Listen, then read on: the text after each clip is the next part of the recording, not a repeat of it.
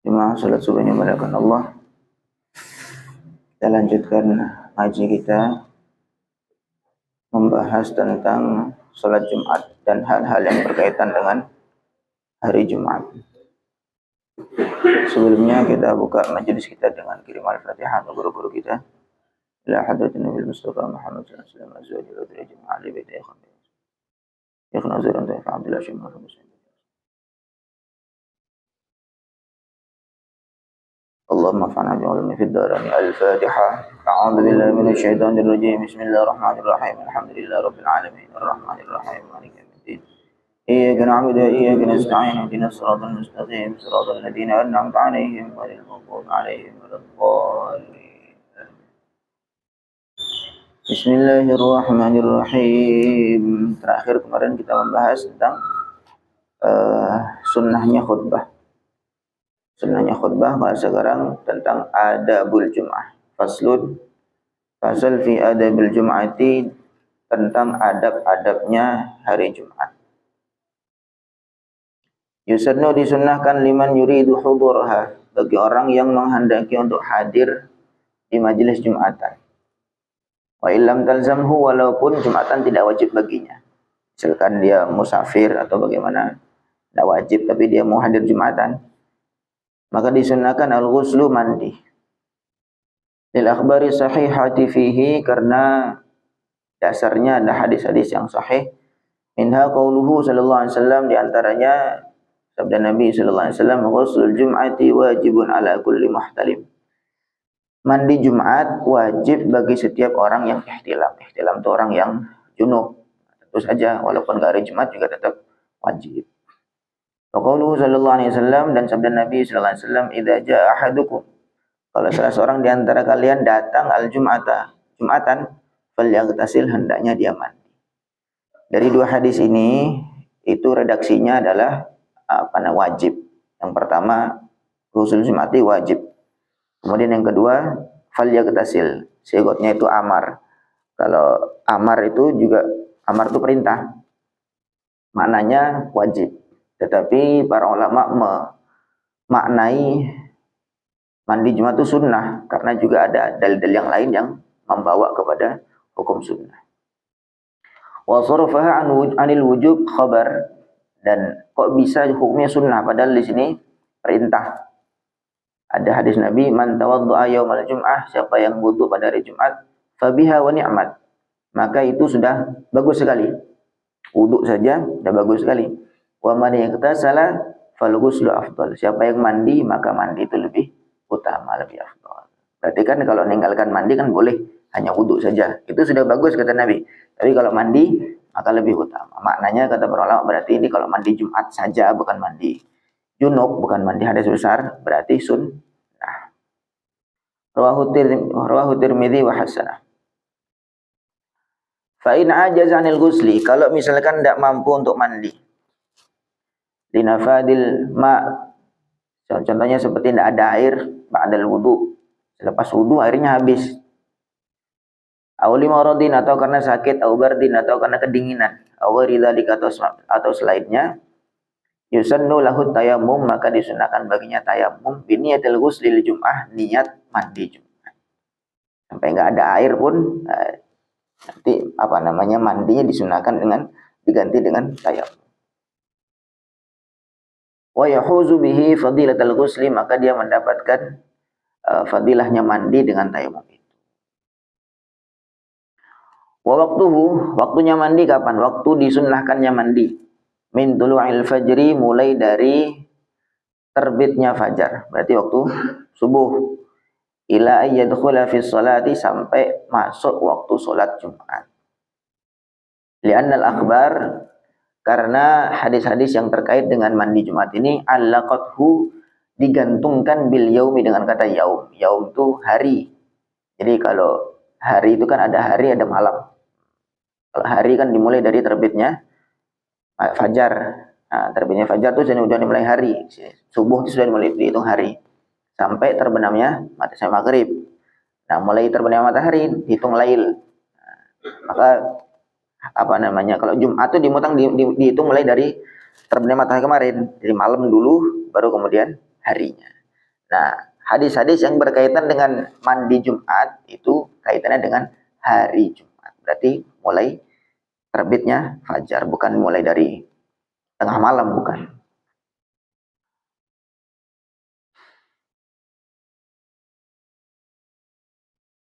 Qala Ibnu Hajar mengatakan wa yang bagi dan seyogyanya lisoimi bagi orang yang puasa khosyah yang dia khawatir min ghusl jum'ati dari mandi Jumat, dia khawatir muftiron batalnya puasa, disunnahkan atau sebaiknya tarkuhu dia meninggalkan mandi. Kalau misalkan dia khawatir, karena dia kan mandi sunnah, bukan mandi wajib.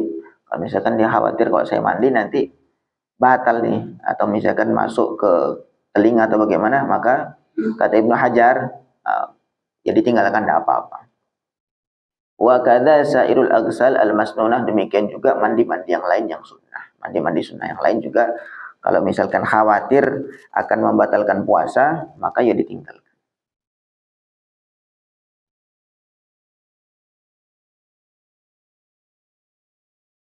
Wal afdal, dan yang utama ayyaghtasila, hendaknya dia mandi inda dhahabihi ilal jum'ah, ketika dia sudah mau berangkat ke Jumatan. Li'annahu, karena mandi itu yang demikian itu ablaghu fil maqsad, lebih menyampaikan kepada tujuan. Tujuannya apa? Min intifa'ir raihatil karihah, menghilangkan bau-bau yang tidak sedap. Jadi mandinya subuh, berangkatnya nanti terakhir jam 11 baru berangkat. Yo telat dah. Udah keluar lagi bau yang tidak sedap. Nah, maka justru kalau mau berangkatnya misalnya jam 10, ya mandi jam setengah 10 atau jam 10 kurang 15, nah, mandi. Sehingga apa namanya? Maksudnya memang mandi itu karena kita mau kumpul orang banyak, sehingga tidak mengganggu orang-orang di sekitar kita dengan aroma-aroma yang tidak sedap. Fa in ta'arudul ghusl wa tabkir, kalau misalkan bertentangan atau maksudnya tabrakan antara mandi dengan berangkat pagi-pagi ilal jum'ah, menuju kepada Jumatan. Termasuk sunnahnya hari Jumat itu berangkat pagi-pagi, awal-awal sunnah Jumat. Ai bi angkana law kita fatahu tabkir. Kalau misalkan dia mandi, maka dia nggak bisa berangkat pagi-pagi. Walau bakkara fatahul ghuslu. Kalau misalkan dia berangkat pagi-pagi, dia nggak bisa mandi. Fal aula mura'atul ghusli, maka mana yang didahulukan? Lebih utama mengutamakan mandi. Lil khilafi fi wujubihi, karena mandi itu lebih kuatlah hukumnya. Karena sebagian ulama mengatakan mandi Jumat itu wajib. Sehingga karena sebagian ulama mengatakan wajib, tapi kalau tabkir berangkat pagi-pagi nggak ada yang mengatakan wajib. Maka diutamakan mandi. Wa min thamma kuriha tarkuhu, karena sebagian ulama mengatakan, ada yang berpendapat mandi Jumat wajib, maka dalam mazhab kita itu sunnah, tetapi dimakruhkan untuk meninggalkan mandi. Wa yusannu ma'al ghusli, disunahkan juga bersama dengan mandi ayyatanadzafa, untuk dia bebersih bi izalati dhufri, dengan menghilangkan atau memotong kuku min yadaihi wa rijlaihi, dari kedua tangannya dan kedua kakinya.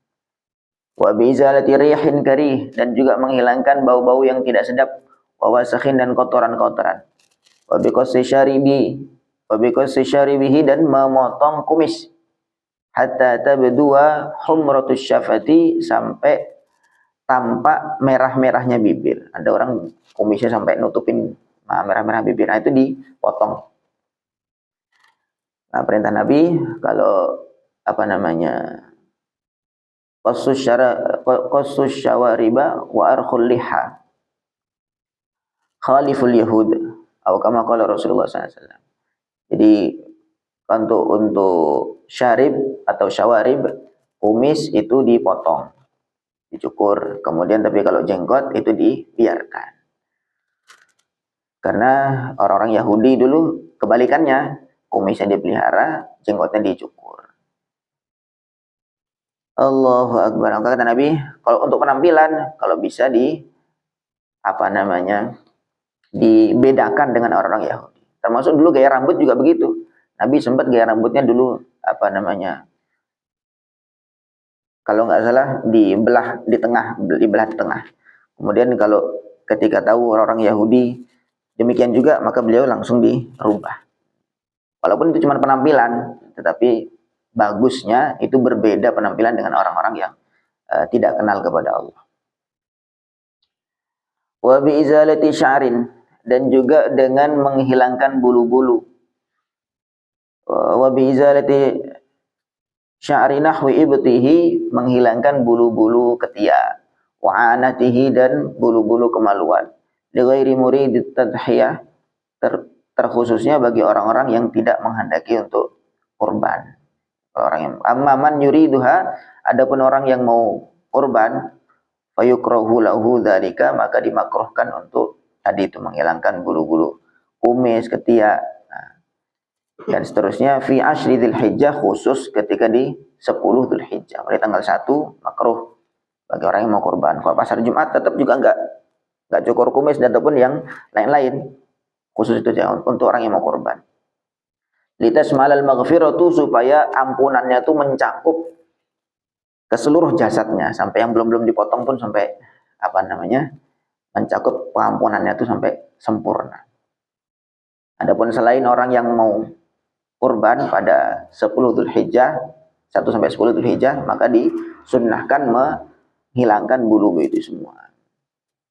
Wal mu'tamad, kaul yang bisa jadikan pegangan, fi kaifiyati taqlimil yadain, tentang tata cara urutan memotong kuku kedua tangan. Gimana tuh caranya? Mulai dari mana? Jempol. Nah, di sini dalam fikih dikasih tahu. Ayyabtadi'ah, hendaknya memulai bimusabbahati yaminihi, dengan telunjuk jari kanan. Mulai dari telunjuk jari kanan. Ila khinsariha, sampai ke kelingking. Nah, jadi telunjuk kanan dulu, tengah, yang manis, kemudian kelingking. Tsumma ibhamiha, baru kemudian jempol. Tsumma khinsari yusraha, kemudian kelingking kiri. Ila ibhamiha ala tawali, sampai ke jempol. Jadi untuk kanan mulai dari telunjuk, kemudian ke tengah, manis, kelingking, baru jempol. Kemudian kalau kiri dari kelingking sampai ke jempol berurutan. Itu yang mu'tamad, yang sunnah begitu.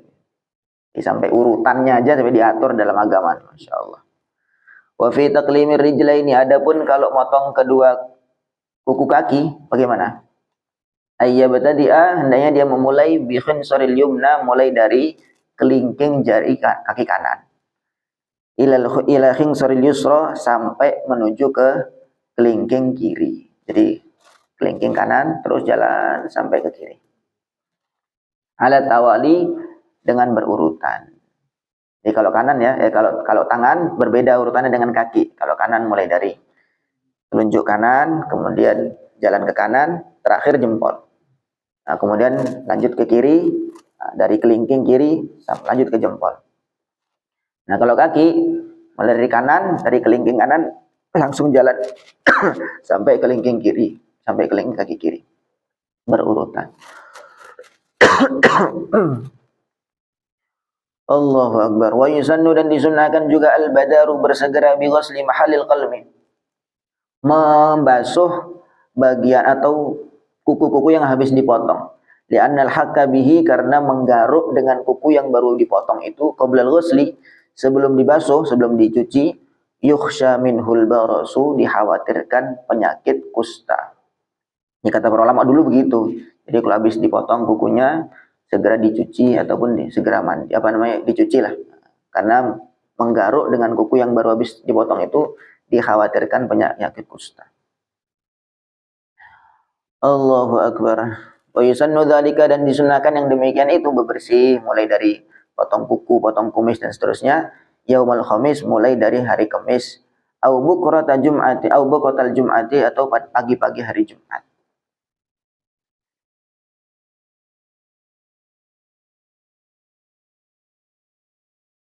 Kemudian wa yusannu, dan disunnahkan juga ayat tazayyana, hendaknya dia berhias bi ahsani thiyabihi, dengan baju yang paling bagus. Lima ruwahu Abu Sa'id al-Khudri wa Abu Hurairah, Karena ada hadis diriwayatkan Abu Sa'id Al-Khudri dan Abu Hurairah radhiyallahu anhuma, anna Rasulullah sallallahu alaihi wasallam qala man igtasala yaumal jum'ati wastanna. Siapa yang mandi hari Jumat wa massa min tibin, dan dia mengambil wangi, ingkana indahu, kalau dia memiliki minyak wangi, wala bisa ahsana thiyabihi, dan dia menggunakan baju yang paling bagus, wa kharaja hatta ya'til masjid, dan dia keluar rumah sampai menuju masjid, walam yatakhatta riqaban nas, dan dia tidak melangkahi bahu-bahunya manusia. Tsumma raka'a ma sya'allahu ayyarka, kemudian dia salat, terserah salatnya berapa yang dikehendaki Allah, dia salat, wa ansata idza kharajal imam, dan dia mendengarkan ketika imam keluar atau khutbah, kanat kafarata ma bainaha wa bainal jum'ah, maka itu menjadi kafarah, menjadi penebus dosa antara Jumat itu dan Jumat seterusnya. Jadi kalau mandi pokoknya menjalankan seluruh sunnah-sunnahnya, maka menjadi kafarah antara Jumat itu dengan Jumat yang seterusnya. Wa afdaluhal abyad, yang paling utama baju yang dipakai adalah putih. Tsumma ma subigha, itu yang pertama, yang paling utama. Wal akmal, dan yang paling wa yusannu, dan disunahkan juga antakuna jadidatan, hendaknya baru. Jadi yang pertama putih, kemudian disunahkan juga baru. Au qaribatan minha, atau ya tidak baru-baru banget lah, tapi yang istilahnya yang mendekati baru. Wa yazidul imamu fi husnil hay'ah. Nah, untuk imam baiknya juga dia lebih dari dandannya itu, atau berhiasnya itu lebih lil ittiba, karena mengikuti contoh-contoh. Wali annahu, karena imam mangdzurun ilaih, karena dia dilihat, dipandang, maka imam tentunya dandannya itu lebih lah. Kalau yang lainnya pakai baju biasa-biasa, yang paling bagus begitu imam, kalau bagusnya imam. Wal akmal, dan yang paling sempurna, antakuna thiyabuhu kulluha, seluruh pakaiannya atas sampai bawah, hatta al-imamatu, bahkan sampai sorbannya, baydoa, putih. Ya, atas sampai bawah disunahkan putih. Fa illam takun kulluha, kalau misalkan tidak bisa semuanya putih, sarungnya putih, celananya putih, bajunya putih, pecinya putih, fa'alaha, maka yang paling bagus yang bagian atas, peci ataupun bajunya putih. Kalau sarungnya mungkin masih hitam, sarungnya coklat, apa-apa.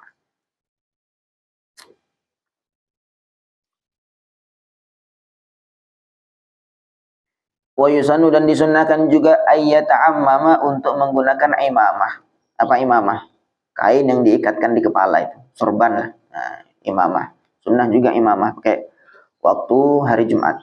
Lima sahha anna Nabi sallallahu alaihi wasallam, Nabi sallallahu alaihi wasallam diriwayatkan khataban nasa, beliau khutbah kepada manusia, wa alaihi imamatun sauda, dan di kepala beliau ada imamah, ada surban yang berwarna hitam. Rawahu Muslim. Nah, ini riwayatnya Nabi khutbah kemudian pakai sorban berwarna hitam. Nah, tapi kalau tadi yang sebelumnya dikatakan sunnah kalau hari Jumat, ya hari Jumat sampai sorbannya warna putih juga. Wali khabarin, dan juga ada hadis mengatakan innallaha malaikatahu, Allah dan malaikatnya yusalluna, mendoakan, ala ashabil amaimi yaumal jum'ati, terhadap orang-orang yang menggunakan imamah, menggunakan ikat kepala di kepalanya, yaumal jum'ati, pada hari Jumat. Dapat doa khusus dari Allah dan para malaikat bagi orang-orang yang menggunakan imamah pada hari Jumat. Wali khabarin akhar, dan juga karena ada hadis yang lain, salatun bi imamatin, satu salat dengan menggunakan imamah, afdalu, lebih utama, min 25 bi ghairi imamah, lebih baik daripada 25 salat dengan tanpa imamah. Wa jum'atun, dan Jumat, salat Jumat bi imamatin, dengan imamah, afdalu, lebih utama, min 70 jum'atan, dari 70 Jumat, bi ghairi imamatin, dengan tanpa imamah. Jadi ya ringkas saja, ringan pakai imamah, tapi keutamannya sangat luar biasa. Wa yusanu, dan disunnahkan li ghairi shaimin, bagi orang yang tidak puasa, ayyatatayyaba, untuk berwangi-wangian. Alal aujah, menurut kaul yang unggul. Adapun orang yang puasa ya makruh karena berlawanan dengan puasanya itu. Karena puasa itu melawan nafsu kita, senangnya nafsu itu ya dengan yang seger-seger, dengan yang wangi-wangi, enak-enak. Tapi kalau puasa biar lemes nafsunya, biar lemes. Maka disunahkan untuk yang tidak puasa untuk menggunakan parfum, wangi-wangian. Wal afdal, dan yang utama, ayyatatayyaba bil miski, untuk berwangi-wangian dengan misik. Nah, misik ini satu jenis parfum lah dari Arab. Wallahu a'lam. Wa qala fil Majmu', Imam Nawawi mengatakan dalam kitab Al-Majmu', wa'lam, ketahuilah, anna jami'a ma dzukir, seluruh yang tadi disebutkan tadi itu, min istihbabil ghusli wat tibi wat tanaddufi bi izalati syu'ur al-madhkurah, yaitu sunnahnya mandi, berwangi-wangian, kemudian menghilangkan bulu-bulu, potong kuku dan seterusnya,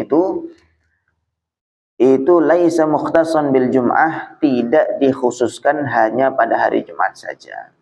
Bal huwa mustahabun, tetapi disunnahkan likul liman, bagi orang yang arada hudur majma', dia menghendaki untuk hadir di majma', di satu perkumpulan, min majami'in nas, perkumpulan manusia.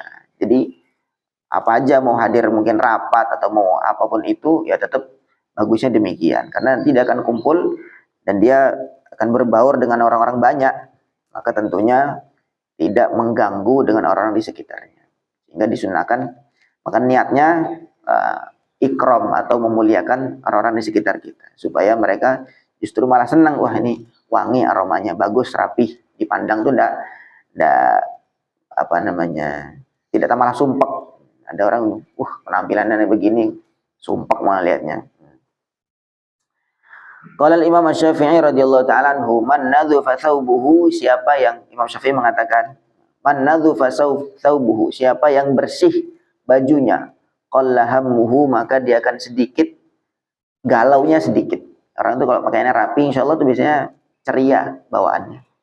Wa man taba rihuhu, siapa yang wangi aromanya, zada aqluhu, maka akalnya akan bertambah. Ya, kata Imam Syafi'i. Imam Syafi'i ini orang yang akan termasuk beliau paling cerdas. Beliau paling cerdas, sangat cerdas sekali. Maka beliau di antara tipsnya gimana supaya untuk nambah kecerdasan akal, kata beliau mengatakan, man nadhufa thawbuhu qalla hammuhu, siapa yang bersih pakaiannya maka galaunya dikit. Wa man taba rihuhu zada aqluhu, siapa yang wangi aromanya maka akalnya akan bertambah. Wa yusannu ayyubakkira il jum'ah, sunnah juga untuk tabkir itu berangkat pagi-pagi, ilal jum'ah, menuju kepada Jumatan. 5 fil khabari sahih, karena ada hadis sahih yang masyhur nih, kita sering dengar semua. Mandi kata salah yaumal jum'ah, siapa yang mandi pada hari Jumat. Ghuslal janabati, dengan mandi seperti mandi janabah, mandi junub, maksudnya mandinya sempurna.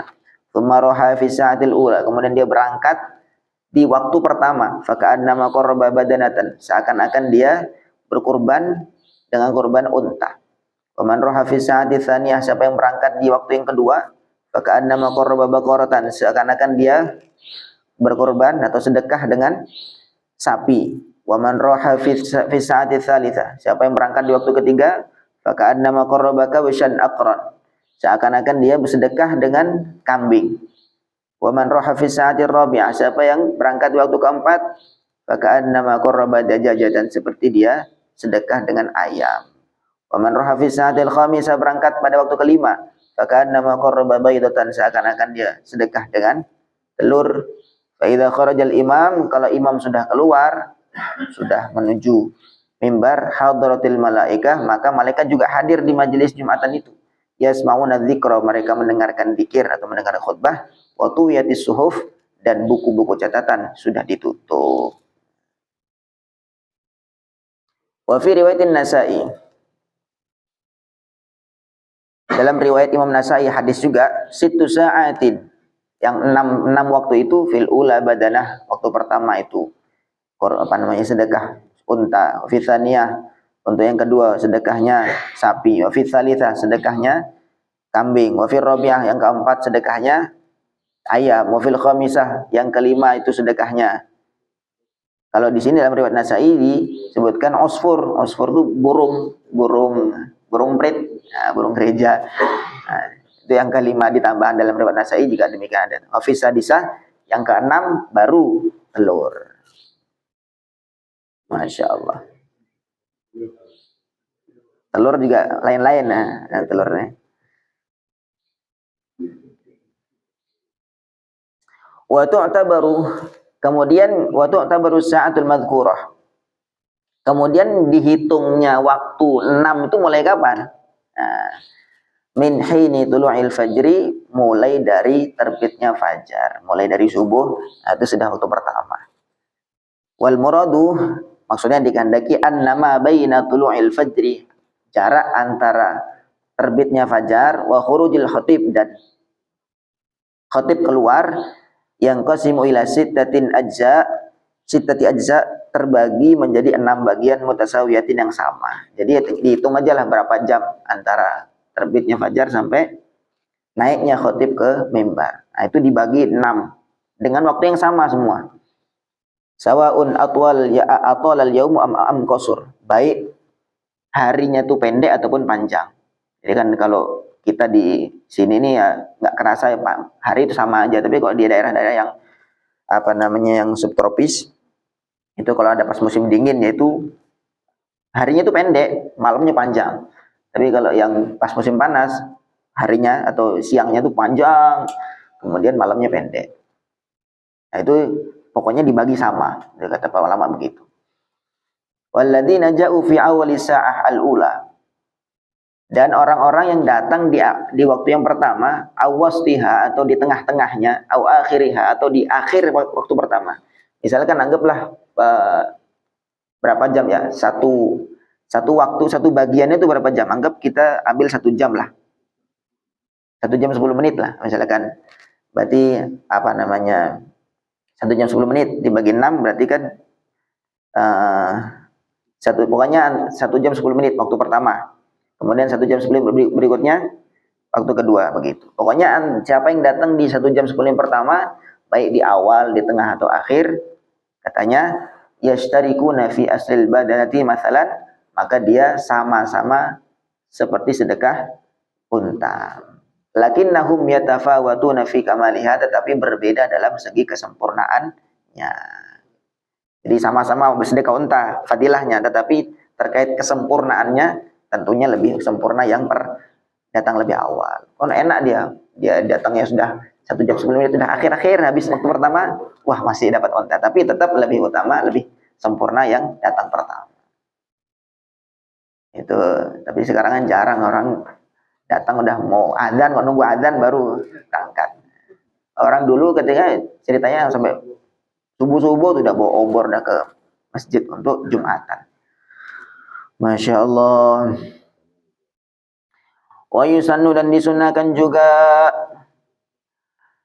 ayyadnu wa minal imam, mendekat ke imam. Litahsili fadilati sufuf, untuk mendapatkan fadilahnya saf awal. Wastima'il khutbati muhaqqiqan, dan mendengarkan khutbah dengan seksama. Wala yatakhatta riqaban nas, dan hendaknya tidak melangkahi bahu-bahunya manusia yang sudah duduk. Linnahyi sahih anhu, karena ada larangan yang jelas dari Nabi. Fayukrahu dzalika, maka dimakruhkan yang demikian itu. Untuk melangkahi bahu-bahunya manusia yang sudah duduk, langsung melangkah. Datangnya akhir, melangkah-langkah sampai ke depan. Wasdusnya, tetapi dikecualikan min karahati takhati, dari kemakruhan untuk melangkahi bahu tadi, au hurmatihi suwarun, ada beberapa gambaran yang di situ dikecualikan, maksudnya enggak dimakruhkan untuk melangkah. Ai fa yajuzu takhati fiha, maknanya boleh melangkah dalam beberapa contoh ini. Yang pertama, idza wajada furjatan qaddamahu, kalau dia melihat di depannya tuh ada yang kosong. Falahu takhati rajulin aw rajulaini, maka dia boleh melangkah satu atau dua orang. Walam yarju annahum yasuddunaha indal qiyam, dan Dia ini tahu yang depan ini memang nggak mau ngisi nggak mau ngisi yang kosong, makanya langkahin aja nggak apa-apa. Sudah tahu di depannya ada yang kosong, yang depan kita malah nggak mau ngisi, ya langkahin boleh. Kita yakin bahwa ini orang ini malas ngisi, kita yang maju ke depan, itu boleh. Kemudian yang kedua, idza udhinu lahu fit takhati. Kemudian kalau yang kedua, kalau memang diizinkan untuk melangkah. Oh silakan maju silakan. Nah, maka enggak apa-apa boleh. Yang enggak boleh itu maksudnya mengganggu, ya maksudnya orang sudah duduk dengan tenang, kemudian tiba-tiba kita nyerobot ke tengah tanpa izin dan seterusnya, itu enggak boleh. Yang boleh kalau misalkan diizinkan, oh silakan ke depan. Orang emang malas mau nyari senderan misalkan, nyari kita yang disuruh ke depan, nah itu boleh, enggak apa-apa. Ai anti bi qulubihim, maksudnya dengan memang kerelaan hati orang-orang dilangkahi.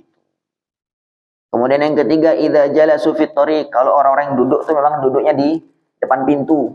Au abwabil masjid, atau memang di jalan ya, di jalan lalu lalang. Au abwabil masjid, atau memang sengaja duduknya di pintu masjid.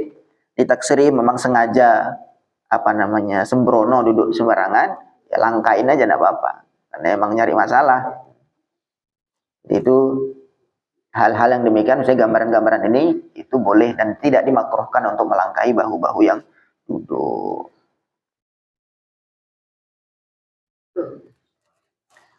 Allahu Akbar. Ini sangat banyak sekali nih sunnah-sunnah Jumat ya, diantaranya baca surah Al-Kahfi, baca salawat, zikir dan seterusnya. Wallahu a'lam. Sampai sini ada pertanyaan? Monggo. Nggih. Assalamualaikum warahmatullahi wabarakatuh. Waalaikumsalam warahmatullahi wabarakatuh. Saya tanyakan di parfum yang kita pakai itu kan di toko-toko itu kan banyak yang campuran. Ini gimana hukumnya? Waalaikumsalam warahmatullahi wabarakatuh. Gimana maksudnya parfum yang pakai alkohol? Okay. Alkohol yang najis itu alkohol minuman. Kalau alkohol itu bukan minuman yang enggak najis. Nah, alkohol 70% tuh yang di apotek. Najis enggak itu? Kan itu bersihin luka tuh. Ya enggak. Jadi alkohol itu macam-macam jenisnya. Ya mungkin yang bagian medis lebih tahu ya. Untuk alkohol parfum ya enggak najis, enggak apa-apa. Yang pakai alkohol atau enggak pakai alkohol semuanya boleh digunakan. Yang najis itu ya alkohol yang minuman memabukkan, nah itu najis. Jadi kullu muskirin khamrun wa kullu muskirin haram. Setiap yang memabukkan itu khamar, dan setiap khamar itu adalah haram. Apa kalau bensin gimana? Minum bensin kan mabuk juga tuh. Apakah itu khamar? Ya bukan, bensin bukan minuman gitu. Jadi maksudnya tentunya di sini yang konteksnya dalam keadaan minuman. Ini minuman dan ini memabukkan, maka itu khamar. Misalkan kayak perasan tape dan sebagainya, atau misalnya rendaman anggur yang sampai lama. Memang minuman, rendaman anggur, kurma.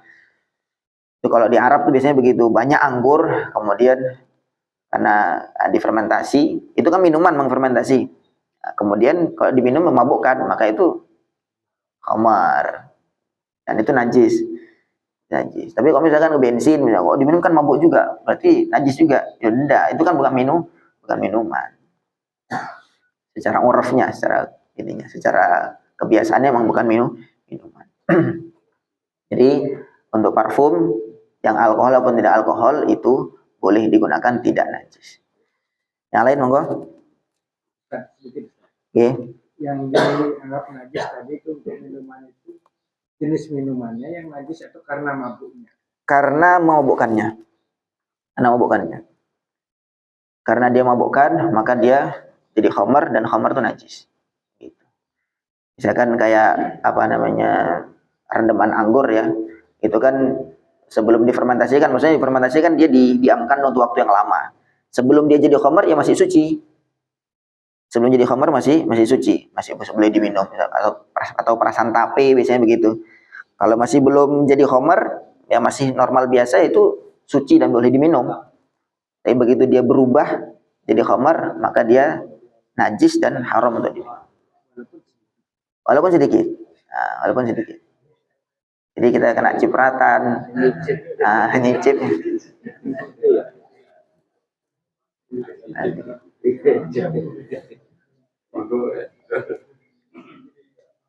Ada yang lain? Nggih, satu lagi terakhir nggih. Monggo.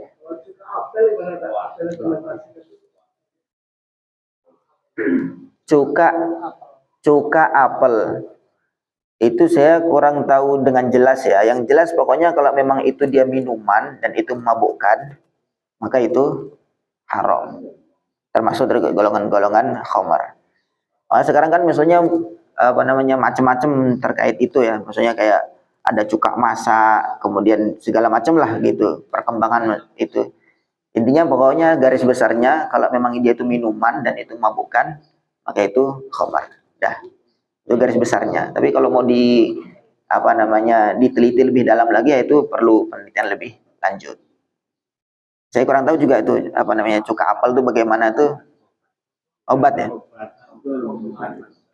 Jenisnya bagaimana?